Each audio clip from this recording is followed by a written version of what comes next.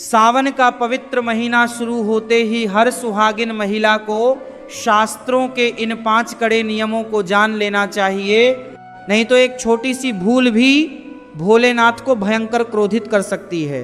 99% महिलाएं सावन के महीने में पूजा पाठ के दौरान यह एक खौफनाक गलती कर बैठती हैं, जिससे घर की पूरी सुख शांति और बरकत पल भर में नष्ट हो जाती है। भक्तों, रुक जाइए, 1 सेकंड के लिए ठहर जाइए। क्या आपके घर की सुहागिन महिलाएं भी सावन के इस पावन महीने में अनजाने में ये गलतियां कर रही हैं? हमारे सनातन धर्म के गुप्त शास्त्रों और शिव पुराण में साफ साफ लिखा है कि सावन का महीना महादेव और माता पार्वती की असीम कृपा पाने का सबसे पवित्र समय होता है। लेकिन इसी समय सुहागिन महिलाओं के लिए कुछ कड़े नियम भी बनाए गए हैं। जब ब्रह्मांड में सावन की सात्विक ऊर्जा का प्रवाह सबसे तेज होता है, तब एक सुहागिन स्त्री के आचार विचार और उसकी पूजा की विधि का सीधा असर उसके पति की आयु, स्वास्थ्य और घर की आर्थिक स्थिति पर पड़ता है। लेकिन आज के इस आधुनिक दौर में बहुत सी माताएं बहनें इन प्राचीन नियमों से पूरी तरह अनजान हैं और अनजाने में ऐसी भूल कर बैठती हैं जो साक्षात महादेव के क्रोध को आमंत्रण दे देती हैं। आज के इस महारहस्य में हम उन 5 खौफनाक गलतियों के बारे में जानेंगे, जिन्हें सावन के पूरे महीने में किसी भी सुहागिन महिला को भूलकर भी नहीं करना चाहिए। सनातन धर्म से जुड़े ऐसे ही दुर्लभ और प्रामाणिक रहस्यों को गहराई से समझने के लिए हमारे चैनल दिव्य इतिहास को अभी सब्सक्राइब करें और इस दिव्य यात्रा का हिस्सा बने। लेकिन सावधान, इन 5 गलतियों में से सबसे पहली और बड़ी भूल सीधे तौर पर भगवान शिव की सबसे प्रिय वस्तु से जुड़ी है, जिसे चढ़ाते समय 99% महिलाएं मर्यादा के उस गुप्त नियम को तोड़ देती हैं, जिसके बारे में शास्त्रों में सख्त चेतावनी दी गई है। लेकिन सावधान, इन 5 गलतियों में से सबसे पहली और बड़ी भूल सीधे तौर पर भगवान शिव की सबसे प्रिय वस्तु से जुड़ी है, जिसे चढ़ाते समय 99% महिलाएं मर्यादा के उस गुप्त नियम को तोड़ देती हैं, जिसके बारे में शास्त्रों में सख्त चेतावनी दी गई है। शिव पुराण के अनुसार शिवलिंग पर जल अर्पित करते समय सुहागिन महिलाओं को दिशा का विशेष ध्यान रखना चाहिए। कभी भी पूर्व दिशा की ओर मुख करके जल नहीं चढ़ाना चाहिए, क्योंकि यह दिशा भगवान शिव का मुख्य प्रवेश द्वार मानी जाती है और इस तरफ खड़े होने से उनके गणों का अनादर होता है। हमेशा उत्तर दिशा की ओर मुख करके ही जल अर्पित करें, जिसे साक्षात माता पार्वती का स्थान माना गया है। इसके अलावा शिवलिंग पर बिल्व पत्र चढ़ाते समय महिलाएं अक्सर उसके कटे फटे होने या वज्र भाग यानी डंठल की गांठ को तोड़े बिना ही अर्पित कर देती हैं, जिससे पूजा का पूरा फल मिलने के बजाय दोष लगता है। अब बात करते हैं दूसरी बड़ी गलती की, जो है सावन के महीने में सुहागिन महिलाओं के कपड़ों और पहनावे के रंग का चुनाव। सावन का महीना प्रकृति की हरी भरी चादर और महादेव की सात्विक ऊर्जा का प्रतीक है। इस पावन महीने में सुहागिन स्त्रियों के लिए काले और गहरे मटमैले रंग के कपड़े पहनना पूरी तरह से वर्जित माना गया है। काला रंग राहु और केतु की नकारात्मक ऊर्जा को आकर्षित करता है, जो वैवाहिक जीवन में बिना वजह के तनाव, अशांति और पति पत्नी के बीच दूरियां पैदा करता है। शास्त्रों में सावन के दिनों में हरे, लाल और पीले रंग के वस्त्र पहनने का विशेष महत्व बताया गया है, जो अखंड सुहाग और सकारात्मकता के प्रतीक हैं। लेकिन इन 2 गलतियों के बाद तीसरी सबसे बड़ी भूल महिलाओं के श्रृंगार और सुहाग सामग्री से जुड़ी है, जो अनजाने में घर की खुशियों को ग्रहण लगा देती है। लेकिन इन 2 गलतियों के बाद तीसरी सबसे बड़ी भूल महिलाओं के श्रृंगार और सुहाग सामग्री से जुड़ी है, जो अनजाने में घर की खुशियों को ग्रहण लगा देती है। शास्त्रों के अनुसार सावन के इस अत्यंत पवित्र महीने में सुहागिन महिलाओं को अपने श्रृंगार और सुहाग के प्रतीकों को लेकर बहुत ही अनुशासित रहना चाहिए। इस दौरान की जाने वाली तीसरी बड़ी भूल यह है कि कई महिलाएं अनजाने में अपनी पहनी हुई सुहाग की वस्तुएं, जैसे कि मांग का सिंदूर, हाथों की कांच की चूड़ियां या पैरों की बिछियां पायल किसी दूसरी महिला के साथ साझा कर लेती हैं या अपनी इस्तेमाल की हुई चीजें दूसरों को दे देती हैं। शकुन शास्त्र साफ साफ कहता है कि सावन में अपने भाग्य और सुहाग की ऊर्जा को किसी और के साथ बांटना आपके पति के सौभाग्य को कमजोर करता है और वैवाहिक जीवन में नकारात्मकता लेकर आता है। इसके साथ ही इस महीने में सुहाग सामग्री को सीधे जमीन पर रखने या उसका अनादर करने की भूल भी कभी नहीं करनी चाहिए। जब भी आप सिंदूर लगाएं तो हमेशा माँ पार्वती का ध्यान करके ही अपनी मांग भरें, क्योंकि सावन में माँ पार्वती साक्षात जागृत अवस्था में होती हैं और उनके आशीर्वाद से ही अखंड सौभाग्य का वरदान मिलता है। श्रृंगार के इन गुप्त नियमों की अनदेखी करना सीधे तौर पर आपके घर की बरकत को प्रभावित करता है। लेकिन सुहाग सामग्री की इस भूल से भी ज़्यादा खौफनाक चौथी गलती सोमवार के व्रत और रसोई घर के उन नियमों से जुड़ी है जो सीधे महादेव के महाक्रोध का कारण बनती है।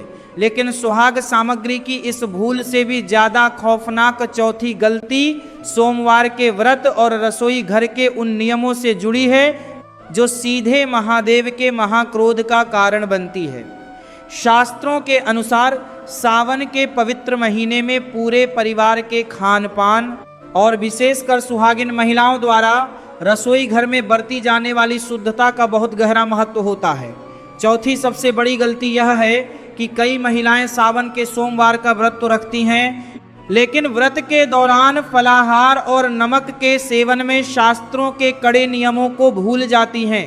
सावन के व्रत में साधारण सफ़ेद नमक का प्रयोग पूरी तरह से वर्जित माना गया है, क्योंकि यह समुद्र से उत्पन्न होता है और इसे तामसिक श्रेणी में रखा जाता है। व्रत के दौरान केवल सेंधा नमक का ही इस्तेमाल करना चाहिए। इससे भी गंभीर भूल तब होती है जब घर के बाकी सदस्यों के लिए रसोई में लहसुन, प्याज या किसी भी प्रकार का तामसिक भोजन पकाया जाता है। शास्त्र कहते हैं कि जिस घर की रसोई में सावन के दिनों में मांस, मदिरा, लहसुन या प्याज जैसी तामसिक चीज़ों का प्रवेश होता है, वहाँ साक्षात महादेव की क्रोधाग्नि भड़क उठती है और माता अन्नपूर्णा उस घर का परित्याग कर देती हैं। सुहागिन स्त्री को सावन में भोजन बनाते समय पूरी तरह सात्विक और शांत मन से रहना चाहिए, क्योंकि अशांत मन से बनाया गया भोजन पूरे परिवार की बुद्धि और भाग्य को भ्रष्ट कर देता है। रसोई की इस बड़ी भूल के बाद पांचवी सबसे खौफनाक गलती सुहागिन महिला के अपने निजी व्यवहार और उस गुप्त वाणी से जुड़ी है जो हंसते खेलते परिवार को भी पल भर में उजाड़ सकती है। रसोई की इस बड़ी भूल के बाद पांचवी सबसे खौफनाक गलती सुहागिन महिला के अपने निजी व्यवहार और उस गुप्त वाणी से जुड़ी है जो हंसते खेलते परिवार को भी पल भर में उजाड़ सकती है। शिव पुराण और शास्त्रों में साफ साफ वर्णन मिलता है कि सावन का महीना केवल शारीरिक शुद्धि का नहीं बल्कि मानसिक और आत्मिक शुद्धि का भी पर्व है। पांचवी सबसे बड़ी और खौफनाक गलती यह है कि इस पवित्र महीने में सुहागिन महिलाएं अनजाने में अपने स्वभाव पर नियंत्रण खो देती हैं और अपने पति के साथ कटु वचन बोलना, गृह क्लेश करना या घर के बड़े बुजुर्गों का अपमान कर बैठती हैं। शास्त्र कहते हैं कि सुहागिन स्त्री को साक्षात गृह लक्ष्मी का रूप माना जाता है और जब वह सावन के दिनों में क्रोध करती है या अपनी वाणी से किसी का दिल दुखाती है तो उस घर से सकारात्मक ऊर्जा तुरंत नष्ट हो जाती है। भगवान शिव को शांत और सात्विक स्वभाव अत्यंत प्रिय है। यदि सावन के महीने में घर के भीतर वाद विवाद या अशांति का माहौल रहता है तो महादेव का रौद्र रूप सक्रिय हो जाता है और उस घर की पूजा पाठ का कोई भी शुभ फल प्राप्त नहीं होता। इसके अलावा इस पवित्र महीने में किसी भी लाचार, गरीब या भिक्षुक को अपने द्वार से खाली हाथ लौटाना या उसका तिरस्कार करना बहुत बड़ा पाप माना गया है। वाणी और व्यवहार की यह भूल इंसान के संचित पुण्यों को पल भर में भस्म कर देती है। इन 5 भयंकर गलतियों को जानने के बाद अब हमें उन अचूक और सरल महा उपायों को समझना होगा जो इन अनजाने दोषों को तुरंत मिटाकर जीवन में सुख समृद्धि की बौछार कर देते हैं। इन 5 भयंकर गलतियों को जानने के बाद अब हमें उन अचूक और सरल महा उपायों को समझना होगा जो इन अनजाने दोषों को तुरंत मिटाकर जीवन में सुख समृद्धि की बौछार कर देते हैं। शकुन शास्त्र और शिव पुराण के अनुसार यदि सावन के महीने में सुहागिन महिलाओं से अनजाने में कोई भूल हो भी गई हो तो भगवान भोलेनाथ की शरण में किए गए 3 महाप्रयोग हर दोष को पल भर में भस्म कर देते हैं। इसमें सबसे पहला महाउपाय है घर की नकारात्मक ऊर्जा का पूरी तरह नाश करने वाली कपूर की दिव्य धूनी। सावन के हर सोमवार और प्रदोष के दिन सूर्यास्त के बाद सुहागिन महिला को पीतल के बर्तन या मिट्टी के दिए में भीमसेनी कपूर जलाकर पूरे घर में उसका धुआं दिखाना चाहिए। कपूर की यह पवित्र खुशबू घर में छिपे हर वास्तु दोष और क्लेश की तरंगों को सोख लेती है, जिससे महादेव प्रसन्न होते हैं। दूसरा महाउपाय उन माताओं बहनों के लिए है जिनके वैवाहिक जीवन में लगातार अशांति बनी रहती है। आपको सावन के किसी भी मंगलवार या सोमवार के दिन तांबे के लोटे को छोड़कर, क्योंकि तांबे में दूध डालना वर्जित है, किसी मिट्टी या स्टील के पात्र में साफ जल लेकर उसमें 2 बूंद कच्चा दूध और थोड़े से काले तिल मिला लेने हैं। इस मिश्रित जल को शिवलिंग पर नमः शिवाय का जाप करते हुए आदर पूर्वक अर्पित करें। यह साधारण सा दिखने वाला उपाय वैवाहिक जीवन के हर बड़े संकट को तुरंत बेअसर कर देता है। तीसरा महाउपाय अखंड सौभाग्य की प्राप्ति के लिए है। सावन के दिनों में जब भी आप माता पार्वती और शिवजी की संयुक्त पूजा करें तो माता पार्वती के चरणों से थोड़ा सा सिंदूर लेकर अपनी अनामिका उंगली से अपनी मांग में लगाएं और गौरी नमः मंत्र का 11 बार शांति से जाप करें। यह गुप्त प्रयोग अनजाने में हुई सुहाग संबंधी हर गलती के दुष्प्रभाव को मिटाकर आपके वैवाहिक जीवन के चारों तरफ सुरक्षा का एक अभेद्य चक्र स्थापित कर देता है।